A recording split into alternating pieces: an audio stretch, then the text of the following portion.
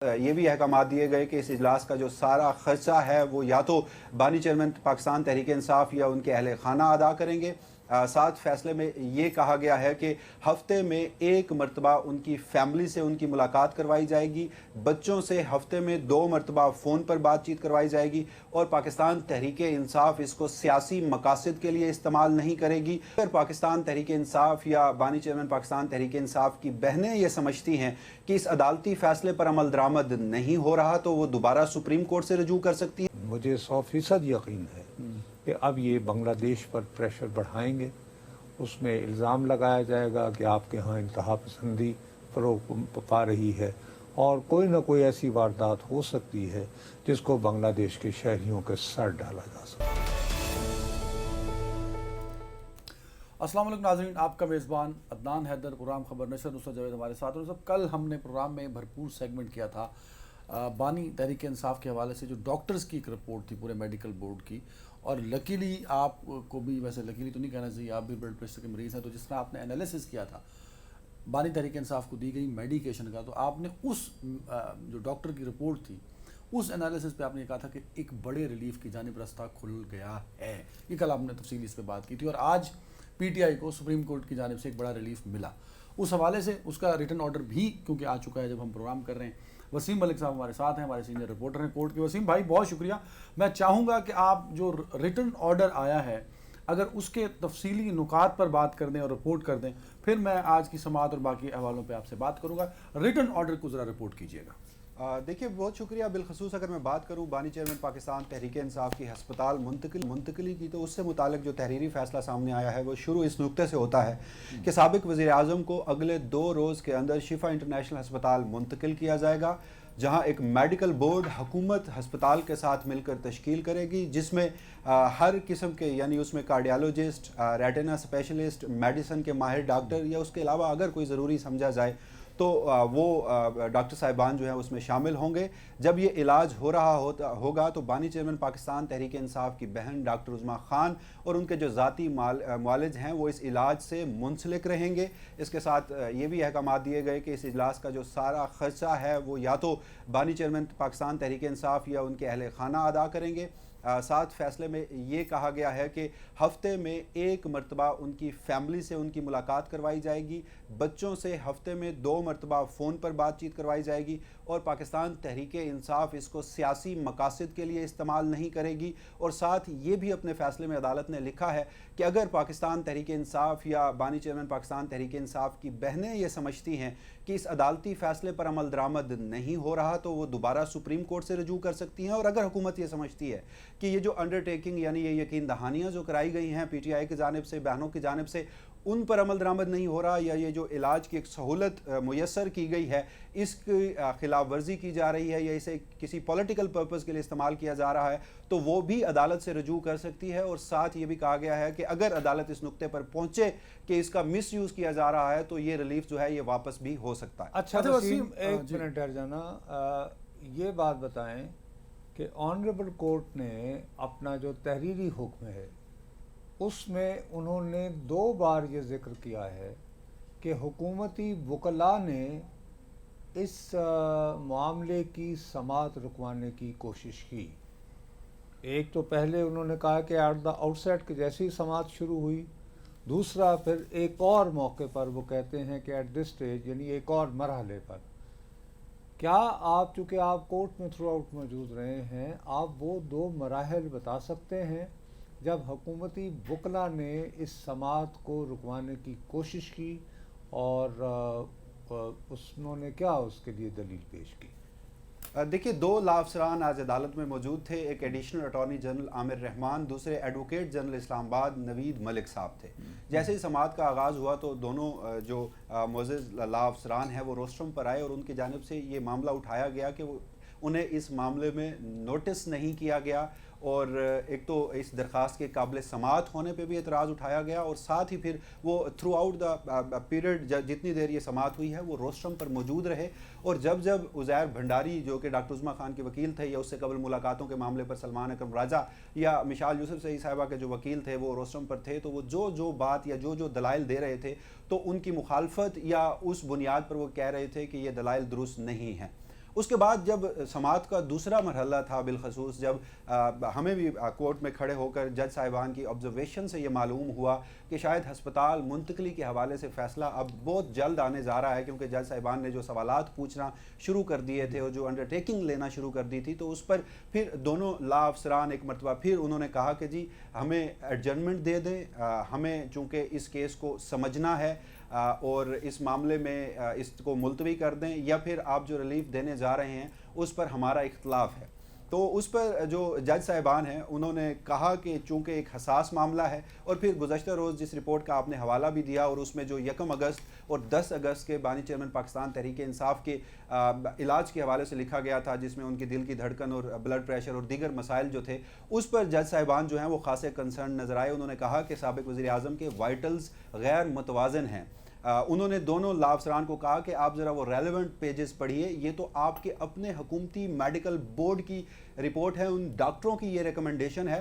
تو آپ ایک لمحے کے لیے چھوڑ دیجئے کہ آپ لا افسران ہیں، بطور انسان آپ اس معاملے پر کیا سمجھتے ہیں۔ پھر جج صاحبان نے یہ بھی کہا، جسٹس نعیم اختر اقوان نے کہا کہ اگر آپ کو نوٹس نہیں تھا تو پھر آپ کمرہ عدالت میں موجود ہیں، نوٹس ہونا یہی ہوتا ہے، آپ نے نوٹس موصول کر لیا، آپ نے اختلافات بھی کیے، آپ نے دلائل بھی دیے، اور اب آپ اس لمحے پہ آ کے کہہ رہے ہیں کہ سماعت جو ہے وہ ملتوی کی جائے۔ تو پھر دونوں لا افسران سے عدالت نے کہا کہ چونکہ ایک حساس نوعیت کا معاملہ ہے اور اس تحریری فیصلے میں بھی لکھا ہوا ہے، تو وہ نوٹس دینے کے لیے یا ایک مرتبہ پھر سماعت ملتوی کرنے کے بارے سے وقت کا ضیاع نہیں چاہتے تھے، اور اس اعتراضات کو، حکومتی اعتراضات کو پھر اس ریٹن آرڈر کا حصہ بھی بنایا گیا۔ اچھا وسیم، یہ بھی کہ بتائیے گا، صاحب نے تو تھوڑا اگلا پوچھتی بات میں چاہتا ہوں کہ ذرا آپ جو کمرہ عدالت کا احوال ہے سماعت شروع ہونے کا، پھر بانی تحریک کے کی بہنیں وہاں تھیں، وکلا تھے، تو ذرا اس کا اگر آپ نقشہ کھینچ سکیں ہمارے ناظرین کے لیے۔ دیکھیے صبح 8 بجے سے، حالانکہ یہ سماعت جو ہے بینچ 9:30 بجے آیا، 7ویں نمبر پر یہ مقدمہ لگا تھا، تو عموماً یہی ہوتا ہے کہ آدھا گھنٹہ پہلے دیگر مقدمات کی سماعت میں لگ جانا چاہیے ہوتا ہے۔ تو 8 بجے سے ہی ہم دیکھ رہے تھے کہ سپریم کورٹ آف پاکستان کے باہر خاصا رش تھا، جس میں وکلا کی بڑی تعداد تھی، جو پارلیمنٹیرینز ہیں وہ بڑی تعداد میں تھے، پھر آبویس ہے کہ ان کی فیملی موجود تھی، وزیر اعلیٰ پختونخوا سہیل آفریدی صاحب موجود تھے، تو کمرہ عدالت جو ہے وہ کھچا کھچ بھرا ہوا تھا۔ وہاں پر ہم یہ بھی دیکھ رہے تھے کہ وکلا اکٹھے روسٹم پر کھڑے تھے، جج صاحبان کی جانب سے متعدد مرتبہ بینچ میں یہ کہنا پڑا کہ خاموشی رکھیے، ڈیکورم کو مینٹین کیجئے، کیونکہ بہت سارے لوگ کمرہ عدالت آنا چاہتے تھے، اندر سپیس کم بچی تھی۔ اور پھر جب یہ فیصلہ سنایا گیا تو اس کے بعد ہم نے دیکھا کہ جو ڈاکٹر عظمیٰ خان ہیں وہ آبدیدہ بھی ہوئیں، اس کے علاوہ پاکستان تحریک انصاف جو ہے بعد میں انہوں نے آ کے پریس کانفرنس کی۔ اب چونکہ یقین دہانی کرا چکے تھے یہ لوگ، تو علیمہ خان صاحبہ نے اس فیصلے کے اوپر بھی کوئی کامنٹ نہیں کیا۔ انہوں نے کہا کہ چونکہ ہم عدالت میں یقین دہانی کرا چکے ہیں، ہم پابند ہیں، میڈیا کا بہت شکریہ، آپ نے ہمارا ساتھ دیا، ہم اس فیصلے سے مطمئن ضرور ہیں، لیکن اس کے اوپر کوئی کامنٹ نہیں کریں گے۔ پھر باہر وہی پریس کانفرنسز ہوئی اور یہ ایک سارا جو منظرنامہ ہے وہاں کا۔ اچھا آپ کیونکہ لیڈر کے شپ سے وہاں فیصلے کے فوری بعد بھی انٹریکٹ کر رہے تھے، تو یہ جو ایک اہم نقطہ ہے جس حوالے سے نصرت صاحب بھی بات کر رہے تھے، کمٹمنٹ ود دا کورٹ جو پی ٹی آئی نے کی، تو آپ کو لگتا ہے کہ P T I leadership committed ہے کہ اس عدالت سے جو کمٹمنٹ انہوں نے کی اس پہ پورے اتریں گی اور اس معاملے کو پولیٹیسائز نہیں کیا جائے گا، سیاسی پوائنٹ سکورنگ نہیں کی جائے گی ان کی ہسپتال منتقلی اور وہاں منتقل ہونے کے بعد کے عمل کو؟ دیکھیے جج صاحبان بھی اس حوالے سے خاصے کنسرن تھے، انہوں نے متعدد مرتبہ اور ایک سماعت کا اچھا خاصا حصہ صرف اسی بات پر صرف کیا، وہ بار بار یہ یقین دہانی چاہتے تھے، اور وہ یہ چاہتے تھے کہ کوئی لوگوں کی بڑی تعداد، کارکنوں کی بڑی تعداد ہسپتال نہ پہنچے، ہسپتال کی سینٹٹی ہے، دیگر مریضوں نے وہاں پہ آنا ہے، آپ سیاسی مقاصد کے لیے استعمال نہ کریں۔ تو عزیر بھنڈاری جو ڈاکٹر عظمیٰ خان کے وکیل تھے، انہوں نے متعدد مرتبہ یہ کہا کہ میں بینوں کی حد تک آپ کو مکمل یقین دہانی کرا رہا ہوں، انڈرٹیکنگ اس عدالت کے سامنے رکھ رہا ہوں، جہاں تک پارٹی قیادت کی بات ہے تو قیادت یہاں پر موجود ہے۔ پھر سلمان اکرم راجہ جو سیکرٹری جنرل ہیں وہ روسٹم پر آئے، انہوں نے کہا کہ اگر آپ چاہتے ہیں تو chairman P T I barrister گور بھی یہاں آنے کو تیار ہیں، وزیر اعلیٰ خیبر پختونخوا سہیل آفریدی بھی کمرہ عدالت میں بیٹھے ہیں، پی ٹی آئی کے پارلیمانی لیڈرز ہوں، چیف ویب ہوں، یہ ساری قیادت یہاں پر موجود ہے، اور اس کے بہاف پر ہم آپ کو یہ یقین دہانی کراتے ہیں کہ کسی صورت اس ریلیف کو جو کہ طبی بنیادوں پر ہسپتال منتقلی کا ہے اس کو مس یوز نہیں کیا جائے گا، جس کے بعد پھر عدالت اس نتیجے پہ پہنچی اور یہ فیصلہ جاری کیا گیا۔ چلیے آپ کا بہت بہت شکریہ وسیم، بڑا آپ نے ہمیں اپڈیٹ کیا۔ ایک آخری پوائنٹ اس سے میں پوچھ لوں، وہ کیونکہ ٹکری اور باقی جو خبریں ہیں وہ تو ہسپتال منتقلی کی ہیں، جو 16 سپتمبر کو اگلی سماعت ہے، اس سماعت میں مدعا کیا ہوگا؟ دیکھیے اس معاملے میں اب یہ صرف ہسپتال منتقلی تک نہیں رہا، چونکہ عدالت نے جو آج تفصیلات طلب کی ہیں اس میں سابق وزیر اعظم کے اب تک کتنے مقدمات میں اکیوزڈ ہیں، کتنوں میں کنوکٹ ہیں، کتنے میں بیل پہ ہیں، کتنے میں ایکویٹل پہ ہیں، تمام تفصیلات جو ہیں وہ طلب کی ہیں. اب تک کا ان کا جو کمپلیٹ میڈیکل ریکارڈ ہے وہ طلب کیا ہے، فیملی سے کتنی ملاقاتیں ہوئی ہیں وہ طلب کیا ہے، اور اڈیالہ جیل کے سپرنٹینڈنٹ عدالتی احکامات کیوں نہیں مانتے، اگلی سماعت پر انہیں بھی ذاتی حیثیت میں طلب کیا ہے. اور اس میں ایک اہم چیز جو ہے وہ یہ بھی ہے کہ جج صاحبان نے اپنے فیصلے میں یہ لکھا کہ ہم ان درخواستوں کو کلب کر کے سن رہے ہیں، اور پھر جج صاحبان نے فیصلے کے آخر میں لکھا کہ یہ پارٹ ہرڈ میٹر ہے. جب یہ کسی بینچ کی جانب سے لکھ دیا جاتا ہے تو اس کا مطلب یہ ہوتا ہے کہ اب یہ بینچ تبدیل نہیں ہوگا، دوبارہ جب سماعت ہوگی تو پھر یہی بینچ سنے گا. اور اس میں جو اب تک ایک چیز کو خفیہ رکھا گیا ہے کہ یہ کانفیڈینشیل ہوگی، جو بھی سابق وزیر اعظم کی طبی بنیادوں پر علاج ہو رہا ہے، میڈیکل رپورٹس ہیں، انہوں نے یقینی بنایا کہ نہ تو وکلا، نہ خاندان، نہ پارٹی میڈیا سے شیئر نہیں کریں گے، لیکن 16 تاریخ سے پہلے وہ عدالت میں جمع ہوگی، اور جب عدالت میں جمع ہوگی تو جج صاحبان نے اس بات کا اندیہ دیا کہ پھر شاید وہ کانفیڈینشیل نہ رہے، اور تب کی سچویشن کہ کیا فیملی مطمئن ہے، ڈاکٹر مطمئن ہے، جو قیدی ہیں وہ خود مطمئن ہیں، تو اس بنیاد پر پھر انہیں واپس جیل منتقل کیا جا سکتا ہے. یا اگر وہ یہ سمجھتے ہیں کہ ابھی ان کا علاج مکمل نہیں ہوا تو اس ٹائم پیریڈ کو ایکسٹینڈ بھی کیا جا سکتا ہے. Very fine, thank you Waseem Malik sahab. نو صاحب جی بھائی، ایک بہت بڑا ریلیف پھر آ گیا. ایبسلیوٹلی. اور دیکھو بات سنو میری، اس کے بارے میں ہمارے ہاں بس اب کیا کریں، قاطع اور لیٹ دوڑی والا نا ایک پہ سسٹم ہے. کل بہت وہ جو جس کو تو آپ اپنی خوش قسمتی سمجھ رہے ہیں کہ میں بلڈ پریشر کا مریض ہوں، لکلی آپ نے لفظ استعمال کیا. میں نے صرف اس وجہ سے کہ جن ادویات کا ذکر ہو رہا تھا ان میں سے ایک ایکسفور جو ہے وہ میں خود استعمال، وہ مجھے یعنی کہ پرسکرائب کی گئی ہے، اور باقی جن ٹیسٹ پہ اشارہ کیا گیا تھا اس میں صرف سٹی اینجیوگرافی کے علاوہ باقی جو ہیں وہ ٹیسٹ میں ان سے گزرا تھا. درست ہو گئی بات. ٹھیک ہے، آپ اس کو ایکسپرسنل ایکسپیرینس کر چکے تھے. کو دیکھتے ہوئے میں نے یہ کہا کہ یار یہ جو عدالتی رپورٹ جو کہ عدالت میں جو سبمٹ کی گئی ہے ڈاکٹروں کی جانب سے رپورٹ، اس کے ہوتے ہوئے مجھے یہ محسوس ہو رہا ہے کہ ریلیف کی راہ نکل سکتی ہے. یہ کوئی ایسی یعنی بے بنیاد قیاس آرائی نہیں تھی. تمہیں پتہ ہے کہ پورا آرگومنٹ دیا متوازی کوٹ لگانے میں luckily with context of that کہا کہ ہمارے پاس ایک آرگومنٹ. اب دیکھیے جو بہت امپورٹنٹ بات جو ہے وہ یہ ہے کہ یہ جو تحریری فیصلہ اب تو آ گیا ہے نا، یہ تحریری فیصلہ جو ہے وہ باقاعدہ بار بار یہ پوچھتا پایا گیا ہے حکومتی وکلاء سے کہ جناب آپ نے جو رپورٹ ہمارے سامنے رکھی ہے، انہوں نے انگریزی کا لفظ استعمال کیا ہے سینوپسس اپنے تحریری، کہ یہ تلخیص ہے. ہمیں تو شروع سے لے کر اب تک وہ جو تم کہہ رہے ہو نا 16 ستمبر تک، آپ یہ بتائیے کہ ابھی تک ان کے کتنے بار ٹیسٹ ہوئے ہیں، کن کن معاملات پہ ہوئے ہیں، ہمیں مکمل رپورٹ دو. یعنی انڈائریکٹلی وہ یہ کہہ رہے ہیں کہ آپ نے مجھے جو رپورٹ ابھی تک ہمیں کورٹ کو جو سبمٹ کی ہے یہ مکمل نہیں ہے. ہمیں شروع سے کہا نہیں، کیونکہ اس میں ایک گنجائش نکلتی ہے کہ عدالت اس بات کا جائزہ لینے کی کوشش کرے گی کہ اگر فرض کریں کہ فلاں تاریخ کو فلاں ٹیسٹ ہوا تو ڈاکٹر نے کہا کہ جی فوری طور پر یہ بھی کروایا جائے. وہ کروایا کہ نہیں کروایا، وہ کروایا یا نہیں کروایا، ہمیں وہ معلوم ہونا چاہیے. یعنی عدالت یہ جاننا چاہ رہی ہے. اور دوسری جو بات برڈن بھی بنتا جائے گا نا سر اڈیالہ انتظامیہ پہ. اڈیالہ وہ ڈیو پروسیس فالو ہی نہیں. میرے بابو اڈیالہ انتظامیہ کو باقاعدہ اس میں انہوں نے حکومتی وکلاء کے ذریعے ایک قسم سے تنبیہ کیا ہے. سمجھ آئی بات؟ اس میں جو اہم ترین جو نکات ہیں، مثال کے طور پر یہ ہے پیرا 14ویں پیرے میں معزز بینچ، یہ 3 رکنی بینچ ہے سپریم کورٹ کا، انہوں نے لکھا ہے کہ کسی بھی شخص کو جو ہے، نہیں یہ اس میں نہیں، آئی ایم سوری، انہوں نے یہ کہا ہے کہ پیرا نمبر 13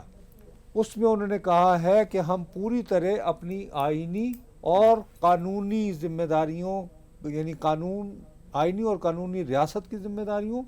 اور عدالت کی ذمہ داریوں کے ذمہ دار ہیں، ہمیں پورا احساس ہے۔ اور اس میں انہوں نے واضح کیا کہ اگر ایک شخص اس کو سزا یافتہ بھی ہو تو وہ انسانی سلوک کا مستحق ہے، اس کے ساتھ اسے انسان سمجھا جائے، مجرم ہے لیکن انسان ہے مجرم۔ اور دوسری بات یہ ہے کہ قیدی کی، سزا یافتہ قیدی کی بھی زندگی، صحت، وقار اور حفاظت، ڈگنیٹی اینڈ سیکورٹی، وہ بھی یقینی بنانا ریاست اور حکومت کی ذمہ داری ہے۔ دوسری وہ یہ کہہ رہے تھے کہ بھئی آپ کس اختیار کے تحت ان کے اہل خانہ اور یہ کو مسلسل روکے جا رہے تھے؟ اگر فرض کریں کیا آپ نے انہیں موقع دیا کہ اسلام آباد ہائی کورٹ نے یہ فیصلہ کیا؟ یہ جو فیصلہ آپ نے پڑھا ہے، میں نہیں پڑھ سکا اس کو، اس میں یہ سمجھ پایا ہوں آپ کے تجزیے سے کہ حکومتی اور جیل کی انتظامیہ کا جو کنڈکٹ رہا وہ کویسچن کر دیا اس پہ باقاعدہ عدالت عالیہ جو ہے وہ سوال اٹھائے ہیں انہوں نے، اور ان کے جوابات مانگے ہیں 16 تاریخ کو کہ یہاں تک نوبت ہی کیوں آئی ہے۔ اور یہ مشکل ہوگا آپ کے خیال میں یہ جواب سبمٹ کرانا، جو وسیم نے بھی چیزیں سر اس کے لیے مسائل کھڑے ہوں گے نا کہ اب آپ تک کیوں، یعنی ہمارے پاس کیوں آنا پڑا۔ تو یہ ایک بڑی، یعنی کہ اس سے ایک اور راہیں بھی نکلیں گی، مثلا یہ کہ خالی صرف بانی تحریک انصاف نہیں، مثلا دیکھو ہم اکثر بھول جاتے ہیں شاہ محمود قریشی، پورا الگ کوٹ لکھپت میں تو وہ ایک پورے الگ مین لوگ ہیں جو ان کے لیے بھی آپ کو ریلیف کے راستے اس سے بنتے ہیں۔ اور چلیں یہ تو سیاسی قیدی ہو گئے، اس کے علاوہ بھی اگر فرض کریں کہ ایسے انسانی حقوق کو کہ اس میں آئین کے آرٹیکل 9 کا باقاعدہ حوالہ بھی دیا گیا ہے، یہ ہمارے بنیادی یہ گراؤنڈز دے رہی ہے کہ جن قیدیوں کو اگر وہ سہولتیں نہیں دی پا رہی یا ایک ڈیو پروسیس نہیں اڈاپٹ کیا جا رہا، وہ دی جائیں، وہ فراہم کی اس میں تو پھر بشرا بی بی بھی آ سکتے ہیں کیونکہ ان کا بھی تو ساتھ ساتھ معائنہ اور علاج چل رہا تھا۔ وہ ہو سکتا ہے، ایک تو دیکھو نا پہلے یہ کہا ہے کہ ہفتے میں 1 مرتبہ اہل خانہ، نہیں اس میں بشرا بی بی کا ذکر نہیں یار، وین یو سے کہ فیملی اور اہل خانہ، اہلیہ نہ ہو اور اہل خانہ ہو، یہ تو نہیں ہوتا نا یار۔ تو اس کا مطلب ہے کہ ہر ہفتے اڈیالہ جیل سے لا کے ملاقات کروانی پڑے گی۔ میں تو اس بات کو بھی، I am not a liar آپ کی طرح، لیکن میں یہ سمجھتا ہوں کہ وہ یہ بھی درخواست کر سکتے ہیں کہ جی ان کی اٹینڈنس کے لیے بشرا بی بی کو جو ہے ان کے ساتھ ایز اٹینڈنٹ کے طور پر اگر رہنے کی اجازت دی جائے کسی مقام پر، میں ابھی کی بات نہیں کر رہا، 16 ستمبر کو بھی یہ درخواست کی جا سکتی ہے۔ You know it all now depends نا۔ اور کیونکہ اس میں بڑی اہم بات یہ بھی ہے جو تم جس بات پہ وہ بہت اصرار کر رہے تھے کل، جو میں تمہیں کہہ رہا تھا نا کہ وہ جو لیگزوٹنل ان کو پرسکرائب کی گئی تھی وہ اعصابی تناؤ کو کم کرنے کے لیے ہوتی ہے۔ میں یہاں صرف یہ اور چیز ایڈ کرتا جاؤں، شاید آج سماعت کے دوران جب اہل خانہ کی ڈیفینیشن کے بارے میں پوچھا گیا، جو حکومتی تھے ایڈیشنل ایڈوکیٹ جنرل شاید وہاں پہ تھے، تو انہوں نے کہا کہ اہل خانہ کی ڈیفینیشن میں بہنیں، بچے اور بیوی شامل ہیں۔ بابا یہ کیسے، میں وہی تمہیں کہہ رہا ہوں، خانہ اور اہل خانہ، اس میں ایک رستہ یہ کھل سکتا ہے کہ بشرا بی بی صاحبہ کو بھی منتقل کر دیا جائے۔ کہ اگر پٹیشن اس طرح کی ان بنیادوں پہ ہو سکتی ہے کہ چونکہ ڈاکٹروں نے فیصلہ کیا ہے کہ ان کے کافی دنوں تک رہنا ہے، تو ان کو جو ہے، اب اس کا ایک دوسرا پہلو ہے، اگر اس فیصلے کو تم غور سے پڑھو نا جی، تو بجائے بھنگڑے ڈالنے کے اور یہ کرنے کے کہ ہم جیت گئے، تحریک انصاف کے لوگوں کو اگر وہ واقعی اپنے دل سے پرخلوص انداز میں دیوانے اور پروانے ہیں اپنے قائد کے، تو ان کو اس امر کو یقینی بنانا چاہیے۔ دیکھو شفا ہسپتال بدقسمتی سے مجھے گزشتہ 1.5-2 مہینے سے تقریباً ہفتے میں 2-3 مرتبہ جانا پڑتا ہے۔ وہ ہسپتال جو ہے وہاں بے پناہ رش ہوتا ہے، اور وہ صرف راولپنڈی اسلام آباد ہی نہیں، آزاد کشمیر اور خیبر پختونخوا کے بہت سارے علاقوں سے وہاں پہ لوگ موجود ہوتے ہیں۔ سر بڑی بڑی دیر انتظار کرنا پڑتا ہے آپ کو اپائنٹمنٹ کے لیے، او پی ڈی کا یہ عالم میں بتا رہا ہوں، ٹھیک ہے جی۔ وہاں پر بہت کرٹیکل مریض بھی ہیں، آتے ہیں، کیمو ہوتی ہے وہاں پہ، باقاعدہ انکولوجی ڈپارٹمنٹ ہے کینسر کے مریضوں کے لیے. اس کے بعد کارڈیالوجی کا مسئلہ ہوتا ہے, اور ایمرجنسی میں جب آئیں گے وہ الگ سے ایک بہت وہ ایک ایریا ہے. ٹھیک خدا نخواستہ کسی کو ہارٹ اٹیک ہو رہا ہے, اللہ میرے منہ میں خاک, اگر وہاں پہ اس طرح کا ہجوم جمع ہو گیا اور اس کی وجہ سے خدا نخواستہ کسی ایک پیشنٹ کی ڈیتھ جو ہے ہو جاتی ہے جاتے ہوئے, وہ جناب وہ سپریم کورٹ میں پٹیشن لے کر پہنچ جائیں گے, سر آپ کے حکم کی وجہ سے ہمیں یہ سامنا کرنا پڑا, اور یا ڈسٹربنس ہوتی ہے وہاں, اور وہ عدالت نے واضح الفاظ میں کہہ دیا ہے. دیکھیں نا وہ سیکرٹری جنرل سلمان اکرم راجہ نے اور سی ایم, میں اس میں کیا کروں, کلیئر کر دیا نا یہ وہ انہوں نے کر دیا نا, لیکن بلو دے پیڑے یار اونترے منڈے بہت ہوتے ہیں. میں کہہ رہا ہوں کہ اب یہ امتحان ہے کہ تم دل سے واقعتاً خیر خواہ ہو, لیکن خیر خواہ ہو یا نہیں ہو, ان کی زندگی چاہتے ہو, ان کی صحت چاہتے ہو یا نہیں, اس پہ توجہ دو. Very fun. اچھا ٹائم کی بھی کمی ہے, سیاسی اثرات اس فیصلے کے کیا نظر آتے ہیں آپ؟ سیاسی اثرات یہ ہیں کہ اگر واقعی انہوں نے اپنے کنڈکٹ کا یعنی کہ بالکل سپریم کورٹ کی ہدایات پر ممنوعاً عمل کیا, تو میرا اپنا یہ خیال ہے کہ آہستہ آہستہ مزید یعنی کہ ریلیف کی جو ہے گنجائش نکلتی چلی آئے. مزید ریلیف سے کیا مراد ہے آپ کی؟ بھائی مثال کے طور پر میں ایک بات کرتا ہوں کہ وہ کہیں کہ جی ٹھیک ہے ان کو around the clock medical supervision کی ان اسپیشلسٹ کی ضرورت ہے, اور چونکہ ہسپتال کی انتظامیہ یہ کہے کہ جی ہمارے لیے جس طرح کا ماحول بن رہا ہے سنبھالنا مشکل ہو رہا ہے, ہمارے لیے مشکل ہو سکتا ہے, تو ایسا کریں کہ آپ پلیز کچھ اور انتظام کر لیں. اس میں آپ اس بات کو ہرگز رول آؤٹ نہیں کر سکتے کہ عدالت جو ہے وہ یہ کہے کہ جی ان کو بنی گالا پھر شفٹ کر دیں. اچھا بنی گالا کا راستہ اوپن ہے بھائی ہو سکتا ہے یار, ہو سکتا ہے. میں نے فیصلہ کل بھی میں نے تو فیصلہ نہیں, میں نے کہا کہ یار یہ جس طرح رپورٹ آئی ہے, میں نے یہ جس طرح فیصلہ پڑھا ہے وہ فیصلہ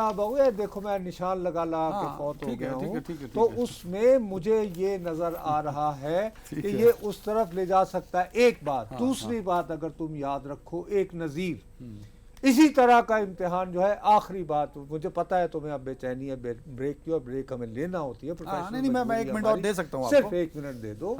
کہ نواز شریف کا بھی اس طرح امتحان ہوا تھا اور ان کی جماعت کا بھی,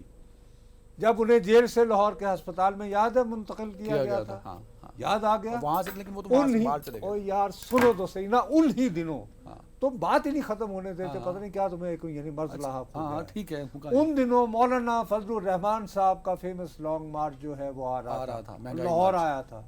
اور جب وہ لانگ مارچ کی قیادت کرتے ہوئے لانگ مارچ کو سے نکل کے تو وہ ہسپتال جب میاں صاحب سے ملنے گئے تو ان سے خود شہباز صاحب نے ریکویسٹ کی تھی کہ نہیں آپ کی ملاقات نہیں ہوگی. وہاں ہسپتال کے باہر مسلم لیگ کا جو میاں صاحب کے دیوان نے قدم بڑھاؤ کوئی بندہ نہیں ہوتا تھا, اسی لیے پھر راستہ بنا ان کا بالآخر لندن منتقلی کا. پلیز, تو یہ پوری ذمہ داری جو ہے کہ اگر پی ٹی آئی لیڈرشپ پہ ہے, پی ٹی آئی کی کارکنان پہ بھی, پی ٹی آئی کی لیڈرشپ سے زیادہ یار وہ لوگ جنہیں اپنی دکانیں چمکانی ہوتی ہیں,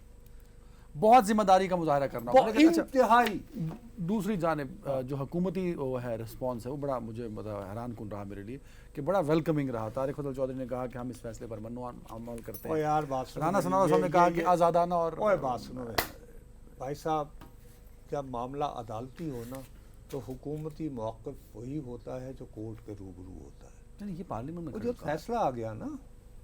تو فیصلہ آ گیا تو اس میں کیا کہتے ہیں رانا ثناء اللہ صاحب کہ ہم فیصلے کو نہیں مانتے. انہوں نے کہا جی انصاف مل گیا, ہم تو پہلے ہی کہتے تھے انصاف کے لیے رجوع کرو, کہ وہ اور کیا کہیں. لیکن بنیادی طور پر آپ سمجھتے ہیں نہیں یہ کیا کہتے ہیں کہ اپنا جی یہ ان کو یہ غلط ریلیف دی گئی ہے, یہ رانا ثناء اللہ جیسا جو ہے سینئر پولیٹیشین کہے گا, جبکہ انہیں ریلیف نہیں ملی تھی. آپ کے بقول جو عدالت میں موقف تھا وہ حکومتی موقف وہ تھا, لیکن وہ یعنی کہ وہ اس کو عدالت نے ریجیکٹ کر دیا, نہیں کیا, اور اس کے بعد سیاسی قیادت کے پاس کیا راستہ رہ گیا سوائے اس کے کہ اس کے ساتھ دیں اور اس فیصلے کی حمایت کو ایکسیپٹ کریں کھلے دل کے ساتھ. چلیں ایک بریک. جی ناظرین ویلکم بیک. صاحب ہندوستان کی سے خبر یہ ہے کہ نریندر مودی صاحب کی حکومت نے بنگلہ دیش کے نو منتخب وزیر اعظم طارق رحمان صاحب کو دعوت دی تھی کہ وہ ہندوستان کا دورہ کریں، وہاں سے باقاعدہ انکار کر دیا گیا کہ ہم اس یہ دورہ نہیں وہ، لیکن دیکھو جس میں بڑی امپورٹنٹ بات ہے، یہ جو بنگلہ دیش کے طرف سے سنب آیا ہے اس کو جو ریجیکٹ کیا گیا ہے، وہ ایک حوالے سے مودی کی بہت زیادہ توہین یوں ہے کہ یہ اس طرح نہیں تھا کہ بھارتی وزیر اعظم نے بنگلہ دیش کے نئے منتخب وزیر اعظم کو اپنے ہاں مدعو کیا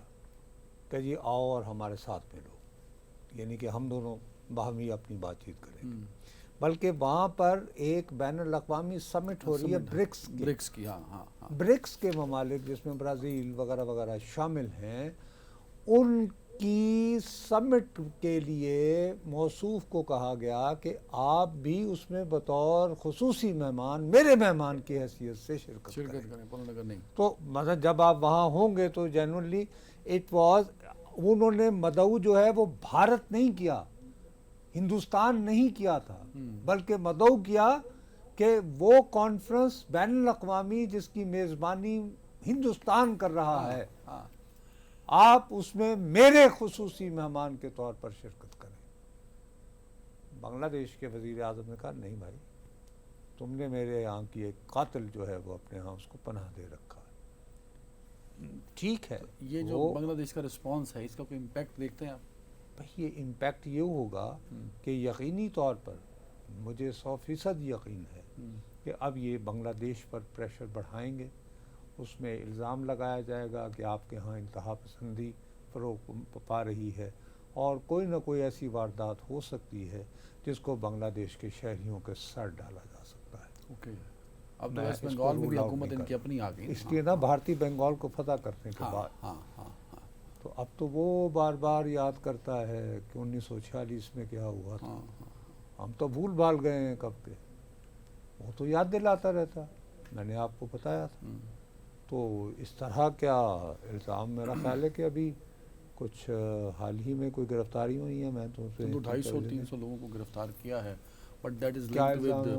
ود وہ امت شاہ جو ہیں وزیر داخلہ ہیں، بہت طاقتور نمبر 2 سمجھاتا تھا، بلکہ آپ تو ان کو اگر وزیر اعظم بھی کہہ چکے ہیں کئی ایک دفعہ، دو مرتبہ اگلا اس کے بعد والا تو وہ کیونکہ طاقتور شخص بھی ہے، بی جے پی کا سمجھ میں ہے، وہ اس نے ٹویٹ کیا کہ پاکستان میں پاکستانی بیک نیٹ ورک چل رہا ہے۔ اچھا، اس کے لیے اگر آپ اس کا یہ گرفتاریاں اور اس کے بعد امت شاہ کی انٹرپریٹیشن کی ہم نے کیوں گرفتاریاں اس کو لنک کر دینا، اگر آپ اس کو دیکھ کر حیران ہوئے ہیں تو آپ کو اپنے آپ پہ شرم ہونا چاہیے، شرمسار ہونا چاہیے، کیونکہ اس پروگرام میں میں یہ عرض کر چکا ہوں آپ کی خدمت میں، اللہ کا واسطہ ہے اپنے پروگرام کے کنٹینٹ کو یاد رکھا کرو پلیز، تھوڑی سی توجہ، چلیں نا کلپ سن لیتے ہیں۔ اچھا ہے، سنائیں جو سب۔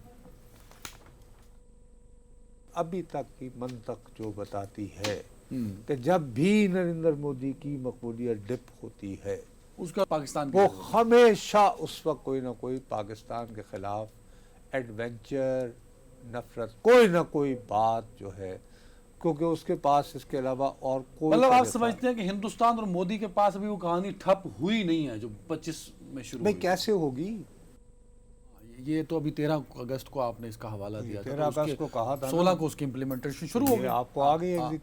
اب آئیے ایک سٹیپ اور چلیں آگے۔ اچھا وہ کیا ہے کہ آپ سمجھے بیٹھے ہیں کہ وہ میں نے ایسے یاوہ گوئی کر دی تھی، صاحب بات یہ ہے کہ 15 اگست عجیب اتفاق ہے کہ وہ ہندوستان کا یوم آزادی بھی ہے بھارت کا، اسی دن 15 اگست 2021 کو امریکی فوجیں جو ہیں وہ ذلیل و خوار ہو کر افغانستان سے گئے، ٹھیک ہو گئی، ان کا وہ یوم فتح اپنے مناتے ہیں، اس کو وہ یوم فتح مناتے ہیں۔ اس یوم فتح کی تقریب تھی دلی میں، اس سفارت خانے سے جو تاریخی طور پر افغانستان کا رہا ہے، وہ عمارت جو ہے وہ قیام پاکستان سے قبل کی ہے، کیونکہ افغانستان تو 1747 میں ایک ملک بنا تھا، آ گیا یاد تھا آپ کو؟ ٹھیک ہے۔ تو بھائی صاحب اس تقریب میں 15 اگست کے دن بھارتی وزارت خارجہ کے 2 سینئر افسروں نے اس میں شرکت کی۔ اور ان میں جو ہے سب سے نمایاں آدمی تھا وہ جوائنٹ سیکرٹری ہے منسٹری آف ایکسٹرنل افیئر کا ان کی، جو کہ پاکستان، افغانستان اور ایران سے ڈیل کرتا ہے. PAI جو ان کا ڈیسک ہے. ٹھیک ہے، ہو گئی بات. اب آپ کیا سمجھتے ہیں کہ یہ کوئی پیغام نہیں تھا؟ اور وہاں پہ ان کی موجودگی میں وہ وہاں پہ جو قائم مقام سفیر ہے، یعنی یہ بلڈنگ جو ہے ایک عجیب کانٹرڈکشن ہے. اس کے اوپر جو جھنڈا لہرایا جا رہا ہے وہ جھنڈا ہے جو پرانا ہے، لیکن اس کو حوالے کر دیا گیا ہے طالبان کے نمائندے کی. نہیں جو ہے اسی نے ویلکم کیا، اسی نے وہ ساری تقریب کی. متقی صاحب بھی اسی بلڈنگ میں گئے تھے، وہ بھی اسی میں موصوف گئے تھے. ہو گئی بات. وہاں پر نوری نے کہا کہ جی ہم تو ٹرانزٹ علاقائی تجارت بڑھانا چاہتے ہیں. تو دباؤ کس پہ بڑھے گا؟ پاکستان کہ جی باغا کھولیں ہمارے لیے. راستہ ہی کوئی نہیں، باغا کا راستہ کھولیں، اور راستہ ہی کوئی نہیں. یہ ایک ڈھول بجانا ہے اور دوسری طرف تھاپڑا دینا ہے کہ کم چکے رکھو کابل میں، ہاں بجائے براہ راست کچھ کرنے کے وایا کر لو. تو یہ جو ایک دوسرے سے قربتیں بڑھ رہی ہیں، یہ سر یہ 15 اگست کا واقعہ ہو رہا ہے، اور 13 اگست کو میں نے آپ سے رپورٹ کا ذکر کیا تھا. وہ انڈیا کے بنگلہ دیش کے ساتھ تعلقات نہیں نارملائز ہو پا رہے. نیپال اور دیکھیے کہ وہ جو افغانستان کے ساتھ چیزیں سیٹل چل رہی ہیں، جو وہ سو کالڈ جنزی تھی، اس کے نمایاں لوگوں کے ساتھ حال ہی میں یعنی کہ باقاعدہ لوگوں نے انٹرویوز کیے ہیں. ان کی اکثریت جو ہے وہ افسردہ پائی گئی، افسوس کرتی پائی گئی کہ ہم جو تاریک راہوں میں مارے گئے، اس کی زخمی جو معذور ہوئے، کیونکہ بیکاز وہ یہ سمجھتے ہیں کہ یہ جو نئی حکومت آئی ہے یہ تو ٹریڈیشنل، وہ تو روایتی سیاستدان ہی ہے ضیاء رحمان صاحب کے. ٹھیک ہے. اچھا بنگلہ دیش والے، بنگلہ دیش کی جن زی کی بات آپ جو سمجھتی ہے کہ ہم انقلاب بھی آ گئی نا انڈیا میں. اب اس وقت وہاں کا وزیر اعظم جو ہے وہ بھارت پہنچ جاتا. تو وہ بھی ایک میسج تھا کہ بھائی نہیں یہ ٹریڈیشنل نہیں ہے. وہ جو افسردہ ہوئے گھروں میں بیٹھے ہیں، ہم جو تاریک راہوں میں مارے گئے، ان کے لیے بھی ایک امید کی کرن جاگی کہ بھائی یہ وہ نہیں ہے جو ہم سمجھ پا رہے تھے. یہ وہ نہیں، ہم تو وہ نہیں لائے، یہ وہ سحر تو نہیں والا حساب ہو جاتا نا. ٹھیک ہے ٹھیک ہے ٹھیک ہے. وہ انہیں بھی تو ادھر سروائیو کرنا ہے، ہنگامہ رائی سے بچنا ہے یا نہیں. ٹھیک ہے. کہیں نہ کہیں جواب تو دینا نا، جو بہت بڑا جو کہ پچھتا رہی ہے، بہت سارے لوگ پچھتا رہے ہیں کہ ہم نے کیا کیا کہ یار کیونکہ کچھ معذور ہو گئے، کچھ کی بریک. اچھا یار ایک منٹ ٹھہر جاؤ. بالکل دیر از نو ویلکم. آپ جب وہ ہمارا پہلا سیگمنٹ تھا جس میں ہم بانی تحریک انصاف کو سپریم کورٹ کی جانب سے ملی ریلیف کی بات کر رہے تھے، تو آپ نے یہ کہا کہ جی حکومت نے اس فیصلے کا کھلے دل سے خیر مقدم کیا. میں نے حوالہ بھی دیا، میں نے آپ کی تصحیح کی، اور میں نے آپ کی تصحیح کرنے کے لیے اپنی کسی بصیرت اور بصارت پر اعتبار نہیں کیا، بلکہ میں نے آپ کو ریٹن تحریری حکم نامہ میں سے اقتباسات سناتے ہوئے، اور پھر تمہیں یاد ہوگا کہ میں نے وسیم سے بھی اسپیسیفکلی خصوصی طور پر پوچھا تھا. میں نے یہ کہا تھا تو انہوں نے بتایا کہ حکومتی وکلاء نے اس کی مخالفت کی تھی، اور اس کا باقاعدہ پیرا نمبر 6 اور 11 میں عدالتی حکم تحریری حکم ذکر بھی ہے. اب برادر بات یہ ہے کہ میں نے اس وقت تمہیں التجا کی تھی، سمجھانے کی کوشش کی تھی کہ حکومتی موقف وہی ہوتا ہے جو کورٹ کے روبرو پیش کیا جاتا ہے. اور میں نے کہا جب وہ فیصلہ اب ہوا یہ ہے کہ ہم جیسے بریک گئے ہیں، تو بریکنگ نیوز کے طور پر وفاقی وزیر قانون جناب اعظم رضی تارڑ صاحب کا پیغام چل رہا تھا، جس میں انہوں نے بریکنگ نیوز دی ہے لوگوں کو کہ جی حکومت جو ہے آج کے فیصلے کے لیے سپریم کورٹ سے رجوع کر رہی ہے کہ برائے مہربانی اس پہ نظر ثانی کی جائے اور کچھ ایسی کو درمیانی راہ نکالی جائے کہ ہمارے لیے مثلا ظاہر ہے کہ وہ اس طرح کا تاثر دے رہے ہیں کہ جی مشکلات نہ ہوں. ان کا تاثر یا خواہش یہ ہے کہ سپریم کورٹ کچھ اس طرح کا اس کو موڈیفائی کر دے کہ ان کو کسی سرکاری ہسپتال منتقل کیا جا سکے، جس سے کہ جی کم از کم جس میں جی کوئی بھی باقی ہم تمام اس ٹائپ کی کچھ اور 3-4 چیزیں، کیونکہ میں نے تمہیں جو بتایا نا اس کے نکات بھی آپ میں نے کہا کہ اس اگر معاملہ یوں ہی رہتا ہے تو اتفاق سے یہ معاملہ اس طرف بھی بڑھ سکتا ہے کہ جی ان کو بنی گالا جو ہے وہ منتقل کر دیا جائے، اس طرح حالات بڑھ سکتے ہیں. ٹھیک ہے، اس طرف حالات بڑھ. کچھ پوائنٹس بھی آپ کے موبائل میں ہوں گے اگر ہم اس کو دیکھ لیں، کیونکہ اہم نقطہ یہ ہے کہ بہت سارے لوگ تو یہ سمجھ رہے تھے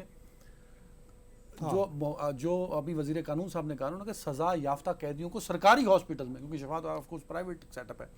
نہیں، میں نے آپ کو یہی کہہ رہا ہوں نا کہ وہ یہ فرمار جب وہ موڈیفیکیشن کی بات کرتے ہوئے وہی میں نے وہ جو ان کا سنا تھا وہ یہی تھا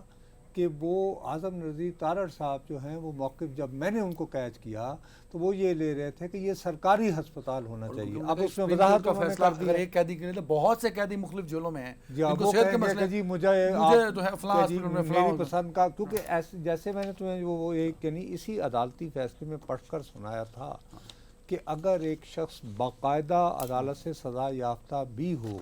تو آج کا جو حکم ہے اس میں یہ کہا گیا ہے کہ اس کا مطلب یہ نہیں کہ اب وہ انسانی برتاؤ کا مستحق نہیں رہا. یاد نہیں ہے میں تمہیں وہ پیرا یار پورا پڑھ کے بتایا. ٹھیک ہے. اور وہ جو پیرا ہے اس کے میں پھر یہ پیرا نمبر 13 ہے جس میں یہ کہا گیا ہے سزا یافتہ قیدی کی زندگی، صحت، وقار اور حفاظت، سیکیورٹی جو ہے سزا یافتہ قیدی کی وہ بھی ریاست کی ذمہ داری ہے اور عدالت کی بھی. دوسرا یہ میرے خیال میں جہاں وہ گورنمنٹ نے وہ جو وفاقی وزیر قانون نے نقطہ اٹھایا وہ کہتے ہیں سزا یافتہ قیدیوں کا علاج کو سرکاری ہاسپٹلز میں. وہ اصل مسئلہ یہ ہے کہ آپ جہاں لے کے جا رہے ہیں وہاں ہمیں اعتراض ہے. وہ یہ پریٹینڈ کر رہے ہیں کہ نہیں بھائی یہاں نہیں جانا، آپ پمز جائیے. نہیں، اس میں دیکھو وہ یہ سیکنڈ لاسٹ اس وقت ان کا بنیادی جو ہے نا ایشو وہ یہ ہے کہ جی آپ شفا ہسپتال کی بجائے برائے مہربانی سرکاری ہسپتال کر دیں، اور اس میں ہم آپ کو گارنٹی دیتے ہیں کہ شفا ہسپتال کے متعلقہ جن ڈاکٹرز کے نام جو ہیں وہ پٹیشنرز دیں گے وہ ہم فراہم کرنے کو آمادہ ہیں.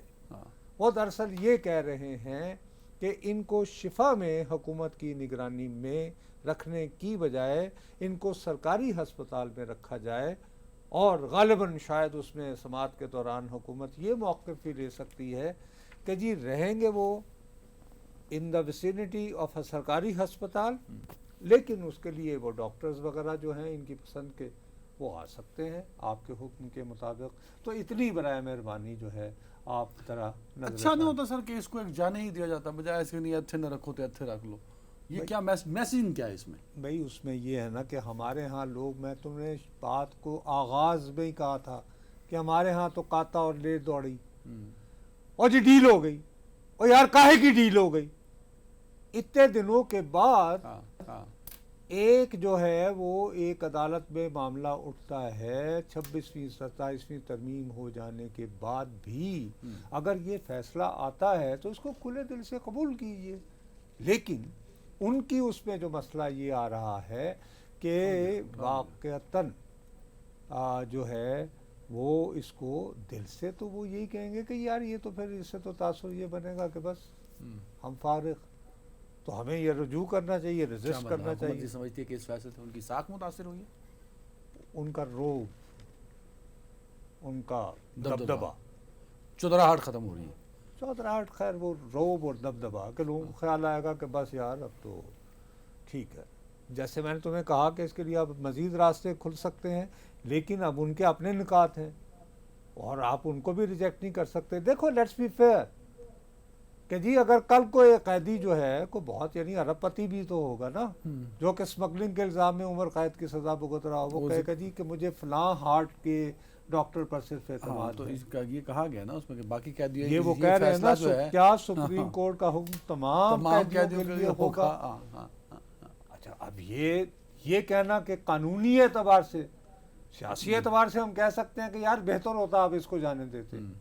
لیکن قانونی اعتبار سے پریسیڈنٹ سیٹ ہو رہا ہے، ایک پریسیڈنٹ سیٹ ہو رہا ہے. صحیح کہہ رہے ہیں آپ کہ ایک ارب پتی آدمی وہاں پہ بیٹھا ہوا ہے، منشیات کا اسمگلر ہے، وہ یہ کہتا ہے کہ نہیں بھائی، اور اس کا وکیل پٹیشن لے کے پہنچتا ہے فلاں سپریم کورٹ کے فیصلے کے مطابق جو تو یا تو پھر اپنا بھی آپ ایسا فیصلہ کریں کہ جو سیاستدان گرفتار ہوگا اس کو اس کی پسند کے ہسپتال وغیرہ بھیج. یعنی ایک گراؤنڈ بنانے کے لیے نا. تو مقصد یہ ہے کہ سیاسی طور پر میں اب بھی کہوں گا کہ بہتر ہوتا کہ حکومت اس کو جانے دل دیتی. سے کہتی جانے دیتے. ہاں. لیکن یہ کہنا کہ ان کے پاس کوئی قانونی جواز یہاں پہ موجود نہیں ہے تو وہ ظاہر ہے سوچ سمجھ کر یار ایسی چیزیں آخر کتنے بجے کا فیصلہ آیا ہوا ہے اور وہ کب وہ رونما ہو رہے ہیں نہیں، وہ ہمارے. تو کہہ رہے ہیں ہم مسلسل سے مشاورت کر رہے بابا، تھے، یہاں سے انہوں نے شروع کی بات. وہی تو مشاورت کے بعد ہاں. بالآخر وہ اس نتیجے پر پہنچے ہیں کہ ہمارے لیے بہت مشکل ہوگی کہ جس انداز میں یہ فیصلہ لکھا گیا ہے اس پر ایز اٹ از عمل کریں. ٹھیک ہے، مطلب ان کو بانی تحریک کو اڈیالہ جیل سے ہسپتال منتقل کرنے پہ اعتراض نہیں ہے. وہ تو وہ کہہ صرف رہے یہ ہیں ہے کہ وہ تو انہوں نے بالکل یہ نہیں کہا نا ابھی کہ تک ان جو کی- نکات میرے ہاں، سامنے کہ ان کی مرضی کا نہیں بھائی، سرکاری جو تمام قیدیوں کو کیونکہ سرکاری بیسیکلی یار سزا یافتہ آپ نے ابھی قیدیوں کو بتایا تھا کہ سرکاری- نواز شریف کو پرائیویٹ ہاسپٹل میں لاہور میں رکھا گیا تھا، یہ بھی آپ نے بتایا. مجھے پتہ نہیں وہ جو ہاسپٹل سرکاری تھا یا غیر سرکاری آئی am not sure. I think لیکن جو ماڈل ٹاؤن میں ہے وہ پرائیویٹ ہے. اس وقت مجھے یاد نہیں آ رہا لیکن میرے مجھے خیال اتنا یاد شریف ہے میڈیکل کمپلیکس کہ میں تھے. وہاں نہیں شریف میڈیکل کمپلیکس تو ان کا اپنا تھا ذاتی. وہاں وہاں نہیں نہیں تھے. وہاں نہیں تھے، وہاں نہیں چلیں، وہاں نہیں تھے. چلیں کوئی اور چلیں. غالباً سرفیسز ہاسپٹل تھا یا کیا. اینی وے کوئی- خیر کوئی یہ جو بارہ نقطہ ہے کہ قیدی جو ہیں وہ سرکاری ہاسپٹل میں جاتے ہیں کیونکہ وہ لوگ کمپیئر کرتے ہیں ود نواز شریف کو، ان کو بھی ریلیف ملا تھا میڈیکل، تو وہ کن گراؤنڈ پہ تھا. ٹائم ختم ہو گیا ناظرین، اپنا بہت خیال رکھیے گا. اللہ حافظ.